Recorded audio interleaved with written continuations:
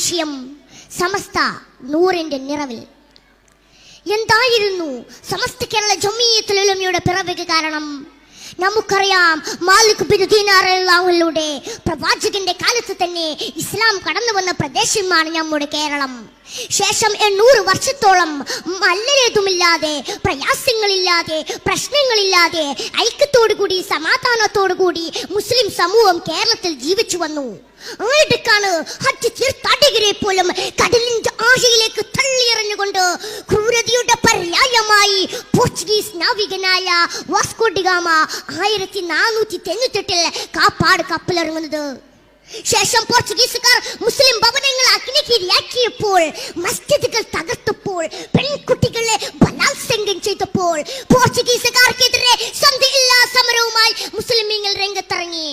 പോർച്ചുഗീസുകാരുടെ ആധിപത്യം അവസാനിപ്പിച്ചപ്പോൾ ബ്രിട്ടീഷുകാർ ഇന്ത്യയിലെത്തി.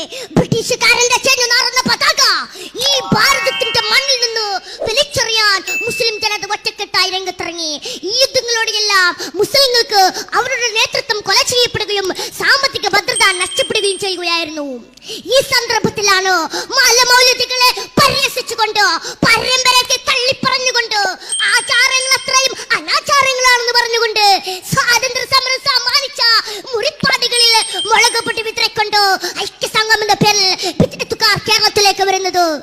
ബിദ്അത്തുകാർ കേരളത്തിൽ അവരുടെ ആശയ പ്രചരണങ്ങൾ തുടങ്ങിയപ്പോൾ ബിദ്അത്തിനെ പ്രതിരോധിക്കേണ്ടത് അത്യാവശ്യമാണെന്ന് മനസ്സിലാക്കിയ സ്വാത്വികരായ പണ്ഡിതരാൽ 1926 സമസ്ത കേരള ജംഇയ്യത്തുൽ ഉലമ രൂപീകരിക്കപ്പെട്ടു. ബിദ്അത്തിനെ പിടിച്ചു കെട്ടുന്നതിലും ബിദ്അത്തിനെ പ്രതിരോധിക്കുന്നതിലും സമസ്ത വിജയിക്കുക തന്നെ ചെയ്തു. ബിദ്അത്തുകാരുടെയും കള്ളത്തരീക്കത്തുകാരുടെയും വലയിൽപ്പെടാതെ തള്ളക്കോരി തന്റെ കുഞ്ഞുങ്ങളെ സംരക്ഷിക്കുന്നത് പോലെ സമസ്ത ഈ ഉമ്മത്തിനെ ചേർത്ത് നിർത്തി.